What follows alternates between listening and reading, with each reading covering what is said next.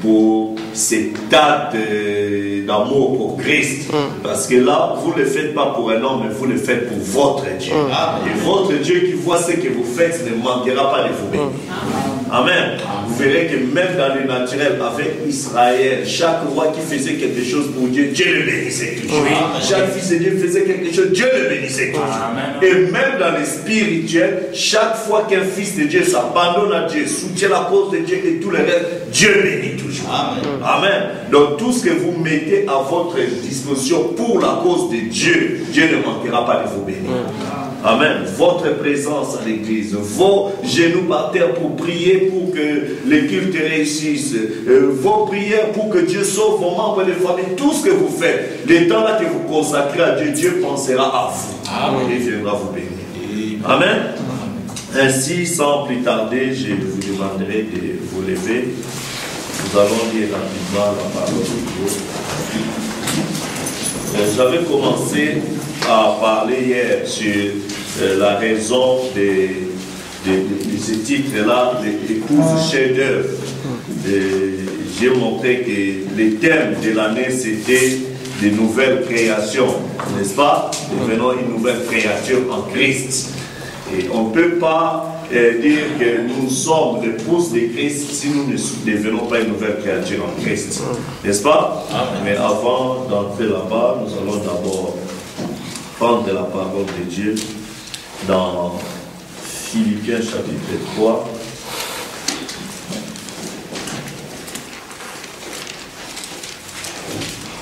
Peut-être ce message va nous conduire jusqu'à la fin de l'année. Parce que je crois que ce sera des moments de grande bénédiction.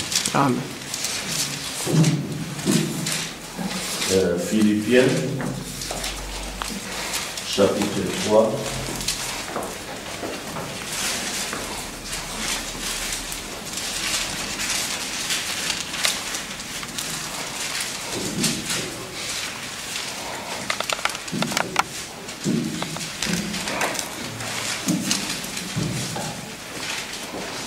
Mais avant cela, je vous demanderai d'abord une question, un mot de prière, ouvrons la tête maintenant pour prier. Pendant que nous avons la tête inclinée, si vous avez une requête, vous gardez simplement votre main levée. Nous allons prendre la prière du prophète. Amen. Amen. Moi, je crois que la prière du prophète n'expire pas. Amen. Amen. Yes. Nous allons demander que le prophète prie pour nous, d'autres termes. Amen. Amen. Si vous avez une requête, vous gardez simplement votre main levée. Couvrons la tête maintenant pour prier. Pendant que nous avons la tête et le cœur inclinés devant Dieu, je me demande combien de personnes ici auraient une requête dont ils aimeraient que Dieu se souvienne en levant simplement la main. Maintenant, gardez votre requête dans votre cœur là pendant que nous prions. Seigneur Jésus, toi qui es la source inépuisable de la vie, coule en nous aujourd'hui, Seigneur, et purifie-nous de toute incrédulité et de tout péché, pour que nous puissions nous tenir dans ta présence maintenant, en sachant qu'il y a des besoins parmi nous. En effet, nous savons que nous sommes des pécheurs et que nous ne sommes dignes d'aucune bénédiction. Mais quand nous pensons à celui qui est venu et qui a pris nos péchés, alors quand son sang est là, ce n'est pas nous qui sommes dans la présence de Dieu, c'est lui. C'est seulement notre voix à travers son sang. C'est son sang qui parle. Oh Dieu, alors purifie nos cœurs du péché et de l'incrédulité. Donne-nous ce que notre cœur désire. Car vraiment, ce que nous désirons, c'est te servir. Dans cet état de faiblesse et d'affliction, et alors que parfois les choses de ce monde nous sont infligées pour nous perfectionner. C'est ce qui nous a été dit. Alors il a dit, ne soyez pas surpris des épreuves qui arrivent. Et ne font que concourir à notre bien et servir à nous perfectionner et à nous amener à ces points-là. Ces grands déserts de l'expérience où des hommes justes sont façonnés pour devenir des saints. Nous te remercions pour ces expériences-là, Seigneur. Nous ne voudrions absolument pas en aucun cas faire quoi que ce soit qui soit contraire à ta volonté. Mais nous prions, Père, que ces choses servent à nous rapprocher de toi. Amen. Et quand les fardeaux sont tellement lourds que nous ne pouvons plus avancer, alors nous levons les mains et nous élevons les cris vers notre Père. Amen. Alors exauce-nous du ciel, Père.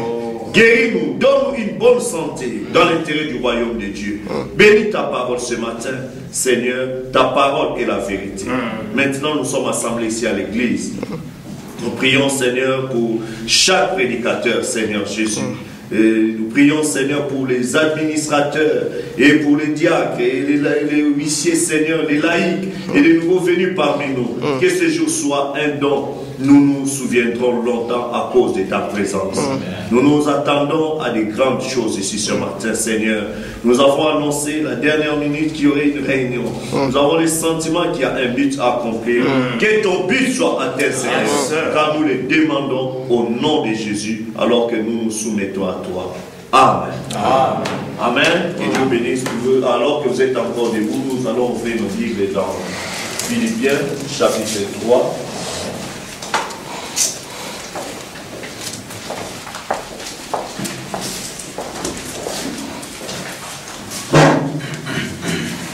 Commençons à partir du premier verset de Philippiens 3.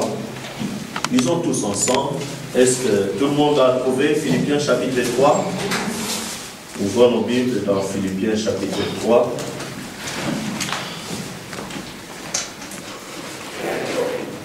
À partir du premier verset. Allons-y tous ensemble. Au reste, mes frères, réjouissez-vous dans le Seigneur. Je ne laisse point de vous écrire les mêmes choses, et pour cela est salutaire. Prenez garde aux chiens, prenez garde aux mauvais ouvriers, prenez garde aux faux circoncis. Car les circoncis, c'est nous, qui rendons à Dieu notre lutte par l'Esprit de Dieu, qui nous glorifions en Jésus-Christ, et qui ne mettons point notre confiance en la chair. Moi aussi, cependant, j'aurais sujet de mettre ma confiance en la chair. Si quelqu'un croit pouvoir se confier en la chair, je le glorifie davantage. Mais circoncis le 8e jour de la race d'Israël, de la tribu de Benjamin, hébreu et des Hébreux, quant à la loi, pharisien, quant aux ailes, instructeurs de l'Église, irréprochable à l'égard de la justice de la loi. Mais ces choses qui étaient pour moi des gains, je les ai regardées comme une perte à cause de Christ. Et même je regarde toutes choses comme une perte à cause de l'excellence de la connaissance de Jésus-Christ, mon Seigneur, par lequel j'ai renoncé à tout et je regarde comme de la boue afin de gagner Christ et d'être trouvé en lui, non avec ma justice, celle qui vient de la loi, mais avec celle qui s'obtient par la foi en Christ, la justice qui vient de Dieu par la foi, afin de connaître Christ et la puissance de sa résurrection et la communion de ses souffrances, en devenant conforme à lui dans sa mort pour parvenir. Si je prie à la résurrection des morts, ce n'est pas que j'ai déjà remporté le prix ou que j'ai déjà été à la perfection, mais je cours pour tâcher de le saisir, puisque moi aussi j'ai été saisi par Jésus-Christ. Frère, je ne pense pas l'avoir saisi, mais je fais une chose, oubliant ce qui est en arrière et me portant vers ce qui est en avant. Je cours vers le but pour remporter le prix de la vocation céleste de Dieu en Jésus-Christ. Nous tous donc nous sommes parfaits, ayant cette même pensée, et si vous êtes en quelque point d'un autre avis, Dieu vous écrira aussi là-dessus. Seulement au point où nous sommes parvenus, marchons d'un même pas, soyez tous mes imitateurs, frères, et portez les regards sur ceux qui marchent selon le modèle que nous avons. Car il est le Dieu qui marche en endémie dans la croix de Christ. Je vous en ai souvent parlé, et j'en ai parlé en leur mettant amplement. Leur fin sera la perdition. Ils ont pour Dieu leur ventre. Ils mettent leur gloire